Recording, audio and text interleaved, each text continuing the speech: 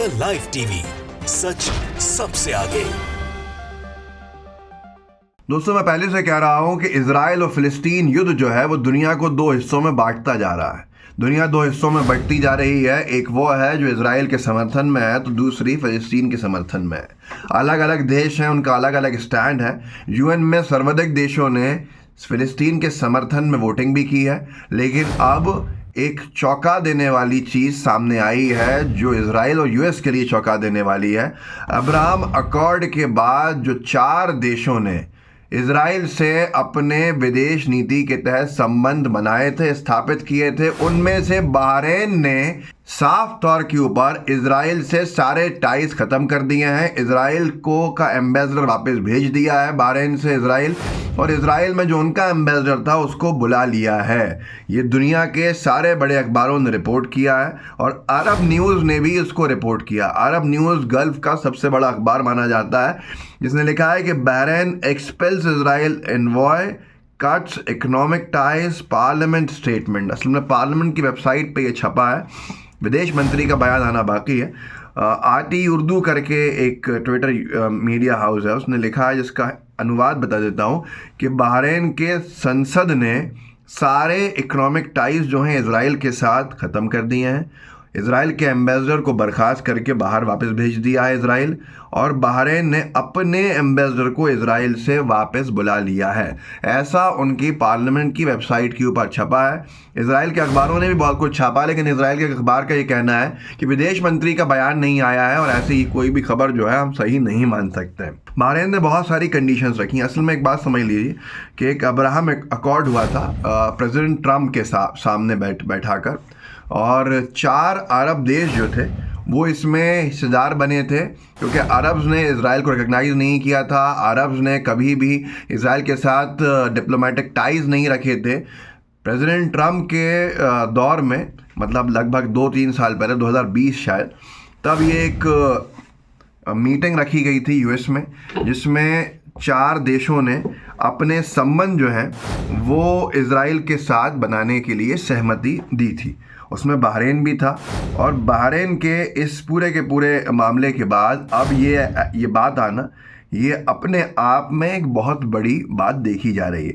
वो इसलिए देखी जा रही है क्योंकि यूएई हो, सऊदी हो, बहरीन हो, इन्होंने संबंध अब्राहम अकॉर्ड के तहत बनाए थे, और अब उसमें तोड़ आने का मतलब है बिना अपने आप एक नेचुरल दबाव जो है दूसरे देशों के ऊपर पड़ेगा। तो ये 4 जो अरब देश थे, इसमें यूएई, मोरक्को, बहरीन और सूडान, इन 4 देशों में गेम चेंजर के तौर के ऊपर देखा गया था। मिडल ईस्ट में इन्होंने अब्राहम अकॉर्ड के ऊपर साइन किया था और इजराइल के साथ संबंध बनाने के लिए हामी भरी थी। अब इसमें बहरीन जो एक बड़ा देश है, उसने सीधे तौर के ऊपर ये संबंध तोड़ने का फैसला किया है, जो सीधे तौर के ऊपर ये बता रहा है कि हालात अब गंभीर होते जा रहे हैं। और ये भी इसमें ये भी मेरे सुनने में आया है कि इनका कहना है कि सीधे तौर के ऊपर 2 देश बनाए जाएं, और बहरीन का मानना है कि फ़लस्तीन को स्वतंत्र देश बना के, जो भारत सरकार का भी स्टैंड रहा है, स्वतंत्र देश बना के जेरूसलम को उसका कैपिटल बनाया जाए, एक्नॉलेज किया जाए, रिकग्नाइज़ किया जाए, और सीधे तौर के ऊपर युद्ध विराम हो। तो इन सारी चीज़ों के बाद से ही हालात जो हैं वो भयावह होते जा रहे हैं। और ये काउंसिल ऑफ रिप्रेजेंटेटिव्स जो हैं, उन्होंने पार्लियामेंट के, उन्होंने कहा है कि बहरीन जो है उससे इजराइल का राजदूत जा चुका है, और किंगडम ऑफ बहरीन ने अपने राजदूत को इजराइल से बुलाने का फैसला किया है। The cessation of economic relations was also decided. The council affirms that the continuation of war and military operations and the continuing Israeli escalation in light of the lack of respect for international humanitarian law.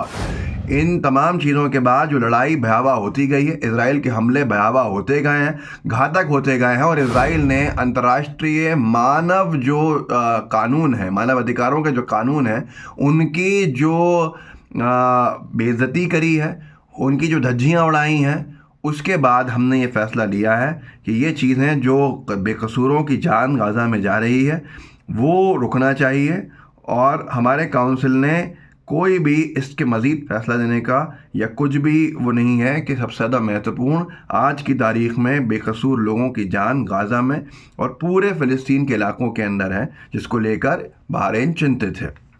The Print ने भी यही हिंदुस्तान में छापा है कि Bahrain severs ties with Israel calls for Palestinian state with East Jerusalem as capital.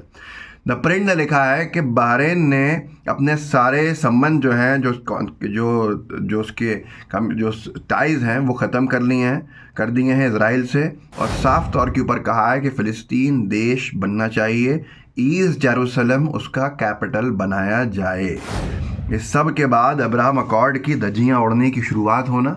Abraham accord से बहुत से लोग नाखुश भी थे अब्राहम अकॉर्ड जब से हुआ था, और अब्राहम अकॉर्ड ने पहली बार ये पहला देश है जो बाहर निकला है, जबकि पिछले ही शायद साल में जो एक जगह पे बहरीन ने अनुमति दी थी और इज़राइल की एम्बेसी भी मनामा में खुली थी। इज़राइल के फॉरेन मिनिस्टर ने एली कोहेन ने इसको इनॉग्रेट किया था 4 सितंबर को। बहुत उसके चर्चा भी हुई थी। बाहर एक तौरा का जो उनकी रिलीजियस किताब है उसका एक पीस भी रखा गया था। ऐसी बहुत सारी चीज़ें थीं, लेकिन अब वो सारी की सारी चीज़ें ख़त्म होती हुई दिख रही हैं। असल में अरब देशों के अंदर विरोध बढ़ता जा रहा है। जो आम नागरिक हैं उनका विरोध झेलना मुश्किल होता जा रहा है, और इसको लेकर जो हुकूमतें हैं उनको फैसले लेने पड़ रहे हैं।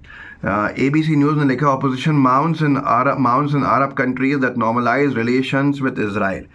जिन देशों ने सामान्य संबंध रखे हुए हैं इजराइल के साथ, उन देशों में विरोध बढ़ता ही जा रहा है, और ये विरोध को रोक पाना आम नागरिकों का ये एक मुश्किल काम है। द टाइम्स ऑफ इजराइल भी लिख रहा है कि Bahrain announces recall of ambassador from Israel, Jerusalem says relations are stable. Bahrain, the Times of Israel जो इजराइल का अखबार है उसने लिखा है कि बहरीन ने अपने जो राजदूत है उनको वापस बुलाने का फ़ैसला लिया है, लेकिन जेरूसलम का कहना है कि रिश्ते अभी भी सामान्य बने हुए हैं और सही हैं। इन सारी चीज़ों के बाद एक बात तो समझ में आ रही है कि युद्ध रुकता हुआ नहीं दिख रहा है।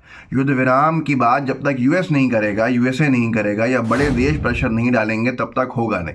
हैरानी इस बात की है कि बेकसूर बच्चों की लाशें दिख रही हैं, बेकसूर महिलाओं की लाशें दिख रही हैं, बेकसूर आदमी जो आम नागरिक हैं उनकी लाशें दिख रही हैं। उसके बावजूद भी दुनिया के बड़े बड़े जो नेता हैं, वर्ल्ड लीडर्स कहलाते हैं, वो खामोशी से इस नरसंहार के साक्षी बन रहे हैं, विटनेस बन रहे हैं और इसके गवाह बन रहे हैं, लेकिन सब खामोश हैं। इस वीडियो को आगे बढ़ाइएगा, लोगों को जागरूक ज़रूर कीजिएगा, व्हाट्सएप ग्रुप्स होंगे उनमें शेयर कीजिएगा, लाइव टीवी को सब्सक्राइब ज़रूर करें और अपने साथियों तक भी पहुँचाएँ। जय हिंद, जय भारत।